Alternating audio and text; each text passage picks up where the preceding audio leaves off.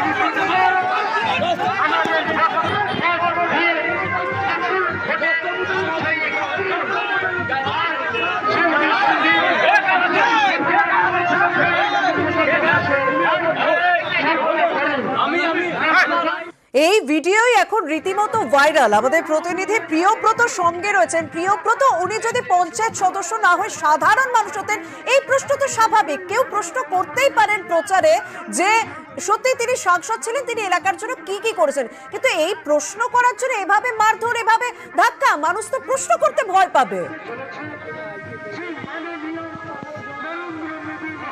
একেবারে তুমি এই প্রশ্নটাই কিন্তু মানুষজন তুলছেন, যে মানুষ হয়তো অন্য মানুষও তুলতে পারতেন এই কোশ্চেন, কিন্তু এই প্রশ্ন তুলেছেন তৃণমূল কংগ্রেসের পঞ্চায়েতের সদস্য এবং পঞ্চায়েত সমিতির সদস্য হওয়াতেই তাকে ঘাড় ধাক্কা খেতে হয়েছে, পরে কর্মীদের কাছে মারধর খেয়েছেন, এমনটাই অভিযোগ করছেন ওই পঞ্চায়েত সদস্য। এই মর্মে তিনি থানায় অভিযোগ করবেন এবং যে নির্বাচন কমিশন তাকেও জানানো হবে, এমনটাই কিন্তু জানানো হয়েছে তার পক্ষ থেকে। কিন্তু এই যে তেঘরি অঞ্চলের যে জগন্নাথপুর গ্রাম, সেই গ্রামে প্রচারে গিয়েছিলেন বাঁকুড়া লোকসভা কেন্দ্রের বিজয়ী প্রার্থী সুভাষ সরকার, এবং গতকালই দেখেছে যে জলের দাবিতে তাকে বিক্ষোভ দেখিয়েছেন মহিলারা, এবং আজকেও কিন্তু সেই গন্ডগোল রয়েই গেল, এবং এই গন্ডগোল মারপিটের ঘটনা কিন্তু প্রায়শই ঘটছে। এবং বিজেপির যেটা অভিযোগ, যে এই ব্যক্তি, এই আবির মণ্ডল পঞ্চায়েত সমিতির সদস্য, তিনি কিন্তু হাতে পাঁচ নিয়ে গিয়েছিলেন এবং তাকে সেই পাঁচ দেখেই মহিলারাই তাকে প্রথমে সরিয়ে দেয়, এমনটাই অভিযোগ। তাকে সুভাষ সরকার যিনি প্রার্থী, তাকে কিন্তু কোনোভাবেই হেনস্থার কথা মানতে চাইছেন না তিনি। এর পাশাপাশি তিনি দাবি করছেন যে এলাকায় উন্নয়ন হয়েছে, সেই এলাকার সঙ্গে থাকো একবার, আমি আবির মণ্ডলের বক্তব্য শুনি, যিনি গিয়ে প্রশ্নটা করেছিলেন। কি বলছেন তিনি? আমি প্রশ্ন করি যে আপনি 5 বছরে এমপি থাকার সময় আপনি আপামর জনসাধারণের জন্য কি করেছিলেন? তখন যিনি এমপি পদে দাঁড়িয়েছেন সুভাষ সরকার, উনি কিন্তু আমার গলা ধাক্কা দেয়। কর্মী বা যারা এই মিছিলে হাঁটছিল তারা প্রত্যেকে নেশাগ্রস্ত অবস্থায় আছে। এখানে যারা কর্মী ছিল বা আমাকে গায়ে হাত দেয়, হ্যাঁ, প্রচন্ড মারপিট করার চেষ্টা করে। আমার সাথে যে আমার পার্সোনাল পিএ আছে তাকেও প্রচন্ড মারপিট করে। আমি এরপরে মেডিকেল করে আমি ওনার বিরুদ্ধে অভিযোগ জানাচ্ছি, নির্বাচন কমিশনকে জানাচ্ছি। প্রিয়ব্রত, আমরা দেখলাম যে আবির মণ্ডল তিনি প্রশ্ন করলেন, তারপর বিজেপি কর্মীরা তার উপর রীতিমতো হাতাহাতি হলো, তাকে সরিয়ে দেওয়া হলো, এবং সেখানে বেশ একটা পরিস্থিতি উত্তপ্ত হয়ে উঠলো, এবং পুরোটাই হলো প্রার্থীর সামনে, সুভাষ সরকারের সামনে, বিদায়ী সাংসদের সামনে রীতিমতো চড়া হলো বিজেপি কর্মীরা। সেই ছবি দেখা পড়লো। সেই জায়গা থেকে অস্বীকার করেন কি করে প্রার্থী? আমরা তো দেখতে পাচ্ছি।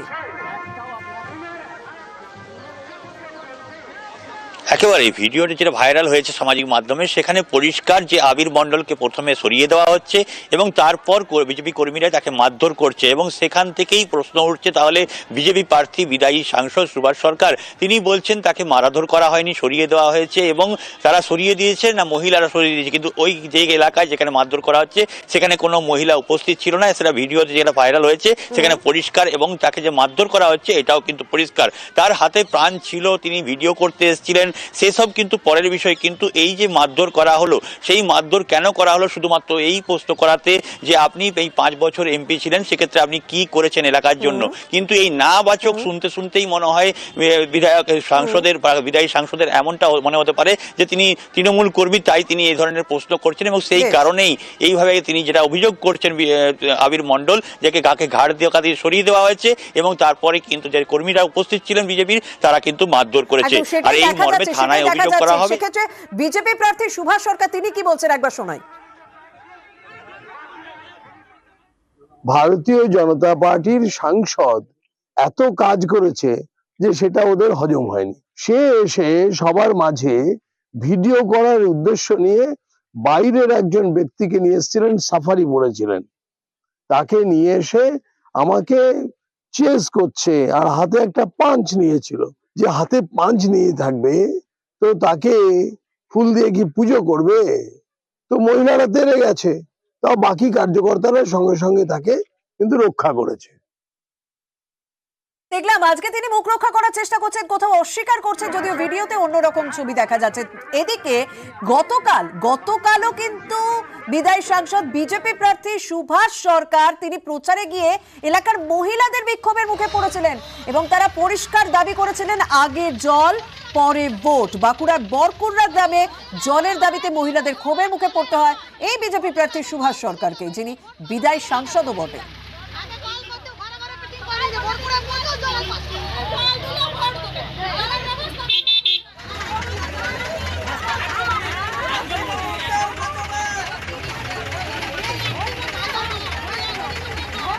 বাঁকুড়ার বরকুড়ায় গতকাল প্রচারে গিয়েছিলেন সুভাষ সরকার। গতকালও তাকে ক্ষোভের মুখে পড়তে হলো এলাকার মহিলাদের। তারা তো সোজাসুজি দাবি করেছিলেন আগে জল পরে ভোট। আর আজ এক তৃণমূল কর্মী তাকে প্রশ্ন করেছিলেন যে গত 5 বছর তিনি সাংসদ হিসেবে রয়েছেন, কি করছেন এলাকায়। সেই প্রশ্ন করার পর রীতিমতো বিজেপি কর্মীরা তার উপর চড়াও হন। সেই ছবি আমরা দেখলাম, গতকালের ছবি দেখছি। গতকাল মহিলাদের ক্ষোভের মুখে পড়লেন বিজেপি প্রার্থী সুভাষ সরকার, আর এদিন তৃণমূল কর্মী প্রশ্ন করায় তাকে রীতিমতো তার উপর বিজেপি কর্মীরা রীতিমতো চড়াও হলেন।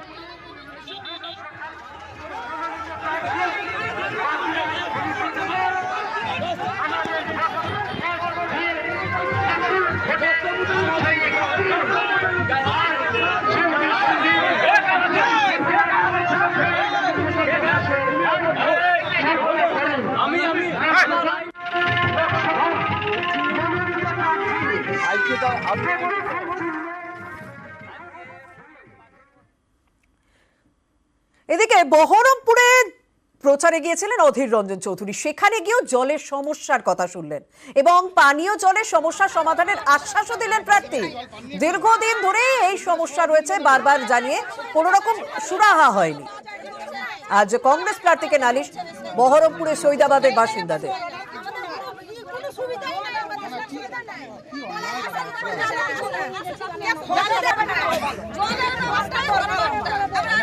জল পাননি এখনো? ওদিকে তো সব দিয়ে দিল না।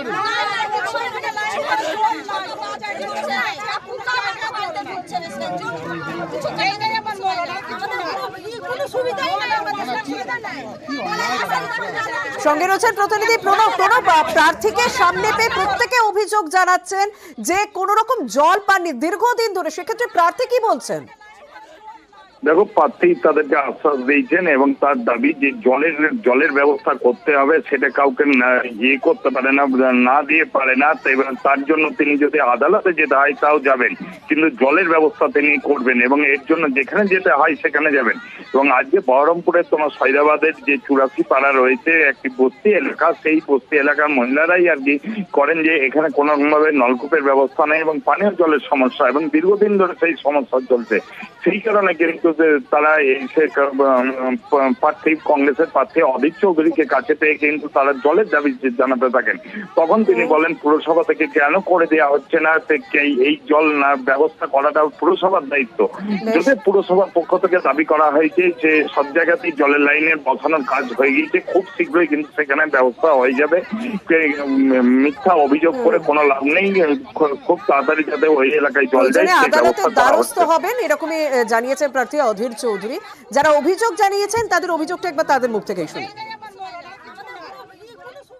জলের সমস্যা, একটা পাট্টারের ব্যবস্থা, এর তো কোনো কথা নাই। আর বিধবা ভাতার আজ 25 বছর থেকে আমি এমনি হয়ে বেড়াচ্ছি, তো আমার বিধবা ভাতা কোনো মূল্য নেই। মিউনিসিপ্যালিটি কাউকে জানাননি? জানানো হয়েছে, এই দিব, এই জিতলে দিব, অমুক করবো, বাস কোনো মূল্য নেই। উনি বললেন ঠিক আছে ব্যবস্থা।